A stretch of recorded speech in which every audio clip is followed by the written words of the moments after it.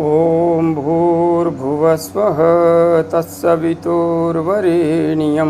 भर्गो देवस्य धीमहि धियो यो नः प्रचोदयात्। उस प्राण स्वरूप, दुखनाशक, सुख स्वरूप, श्रेष्ठ, तेजस्वी, पापनाशक, देव स्वरूप परमात्मा को हम अपनी अंतरात्मा में धारण करें।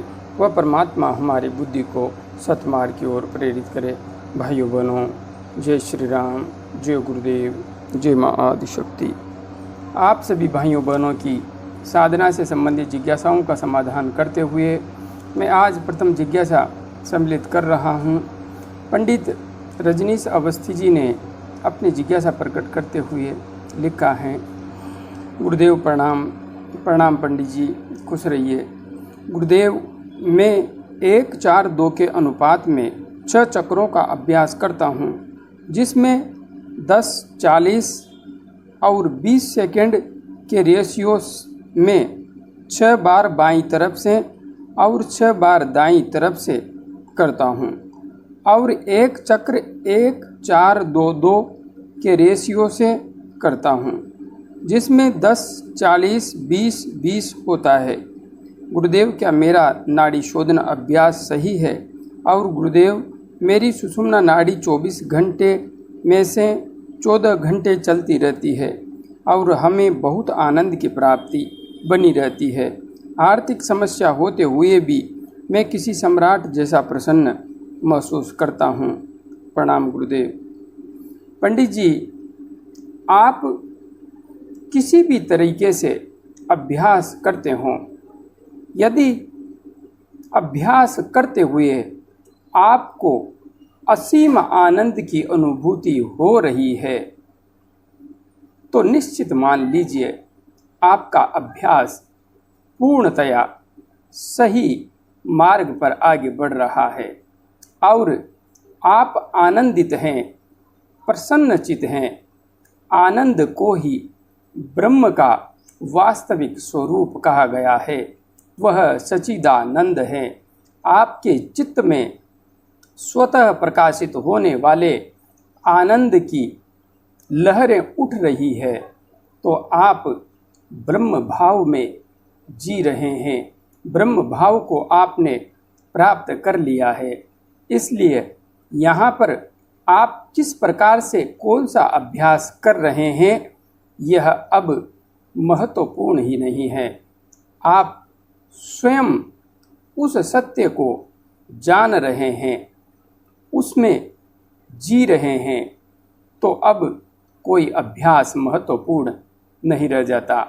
अब जो कुछ भी आप कर रहे हैं सब कुछ सही है, सब कुछ। आगे बहिन परी जी ने अपनी जिज्ञासा प्रकट करते हुए लिखा है। गुरुजी, मेरा प्रणाम स्वीकार करें। प्रणाम बहिन, खुश रहिए। मैं महादेव की भक्त हूँ, लेकिन मैंने कुछ दिन पूर्व एक स्वप्न देखा जिसमें मैं माँ काली की मूर्ति के सामने अपने दुख के बारे में बता रही थी, और उसके बाद माता की मूर्ति से एक प्रकाश मेरी तरफ आने लगा, पर वो प्रकाश शरीर के पास आने से पूर्व ही रुक गया।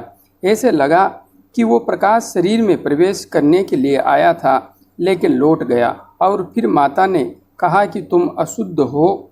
अभी इसका क्या मतलब है? कौन सी अशुद्धि के बारे में उन्होंने इशारा किया? मुझसे कोई भूल हुई है क्या? और खुद को शुद्ध कैसे करूं? बहुत परेशान हूं, मार्गदर्शन करें गुरुजी।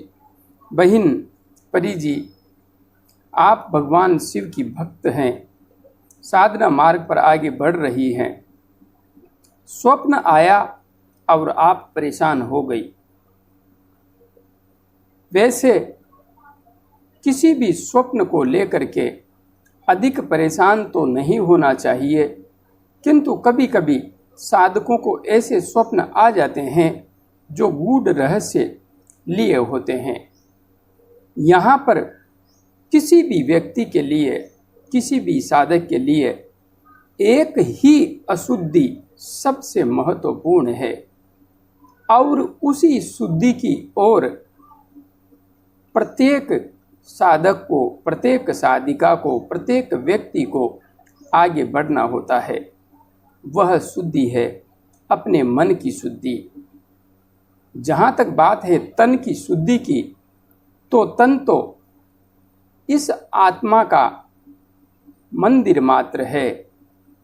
आज यह शरीर है, कल नहीं रहेगा, किंतु हाँ, जिस शरीर में बैठ करके आत्म तत्व अपनी उन्नति की यात्रा करता है, उस शरीर को भी हर प्रकार से स्वच्छ रखना हमारा कर्तव्य होता है।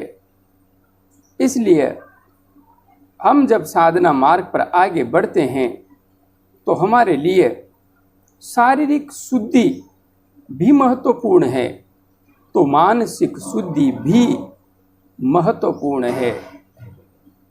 यहाँ पर आपको इस स्वप्न के संबंध में विशेष चिंता की तो आवश्यकता नहीं है, किंतु मैं आपको बता देता हूँ, आप अपने मन को पूर्ण पवित्र बनाने की यात्रा की ओर आगे बढ़िए।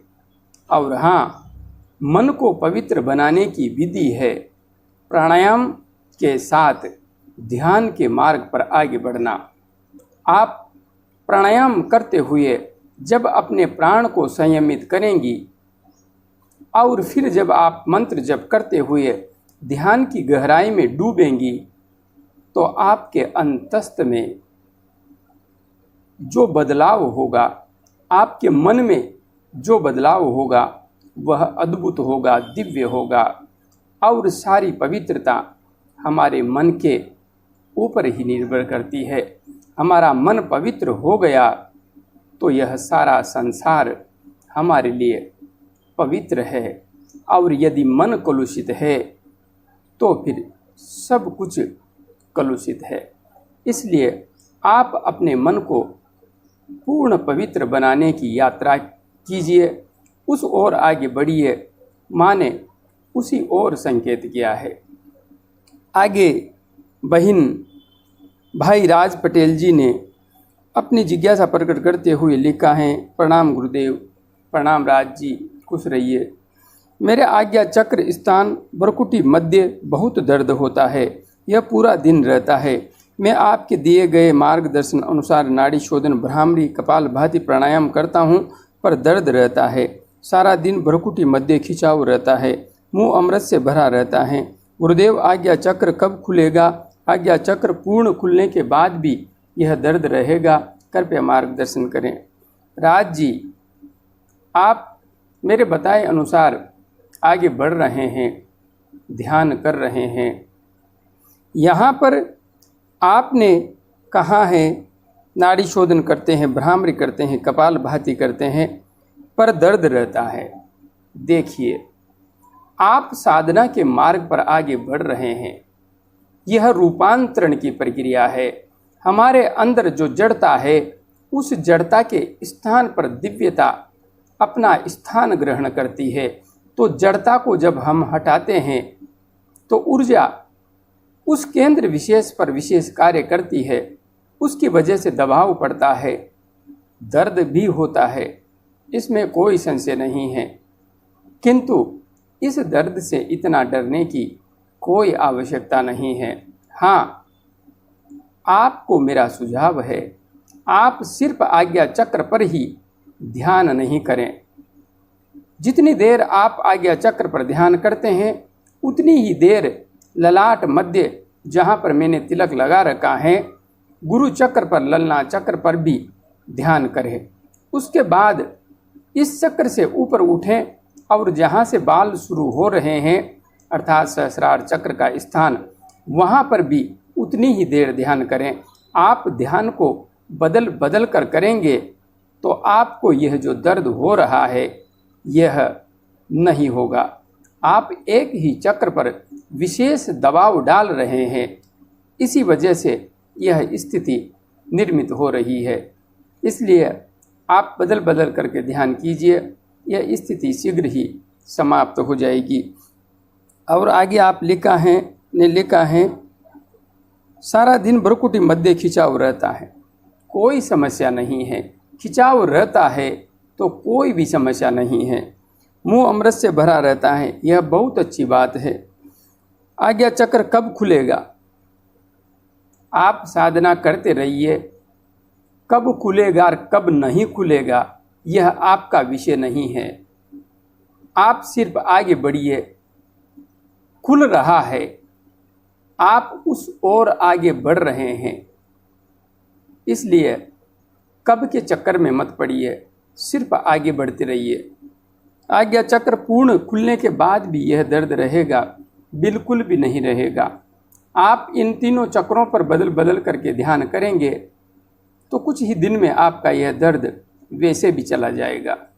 इसलिए आगे बढ़ते रहिए, भ्रामरी प्राणायाम का अच्छी तरह से अभ्यास करते रहिए।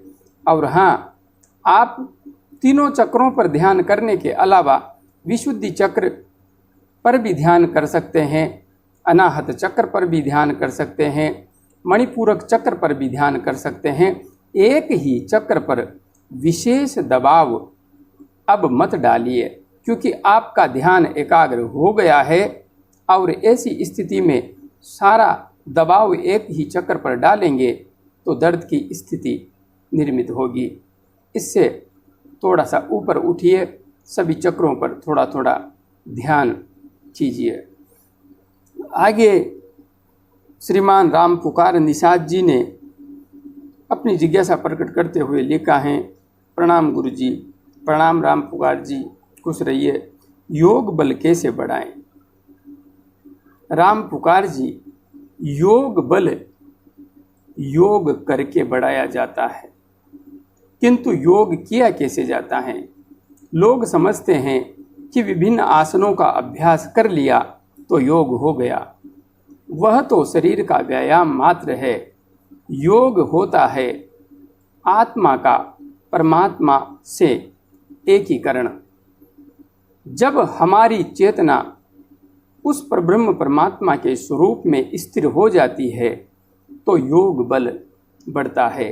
और इस स्थिति को प्राप्त करने के लिए यम, नियम, आसन, प्राणायाम, प्रत्याहार, धारणा, ध्यान और समाधि, ये सभी चरण हैं। इनका अनुसरण करते हुए जब हम आगे बढ़ते हैं तो योग की शक्ति बढ़ती है। आप जितने अधिक से अधिक यमों का पालन करेंगे योग का बल बढ़ेगा। आप जितने अधिक नियमों का पालन करेंगे योग का बल बढ़ेगा। आप चुने हुए आसनों का अभ्यास करेंगे तो आपका शरीर संतुलित रहेगा, इससे भी आपका योग बल बढ़ेगा। आप मुद्राओं का अभ्यास करेंगे, बंद आदि का अभ्यास करेंगे, आपका योग बल बढ़ेगा। आप प्राणायाम का अभ्यास करेंगे, बहुत महत्वपूर्ण है, तो आपका योग बल बढ़ेगा। और आप ध्यान का अभ्यास करेंगे, धारणा का चयन करके ध्यान का अभ्यास करेंगे तो आपका योग बल बढ़ेगा। और जिस दिन आप समाधि की अवस्था को प्राप्त कर लेंगे उस दिन वास्तविक रूप में आप योग बल के वास्तविक सत्य को समझ पाएंगे, योग बल को प्राप्त कर पाएंगे।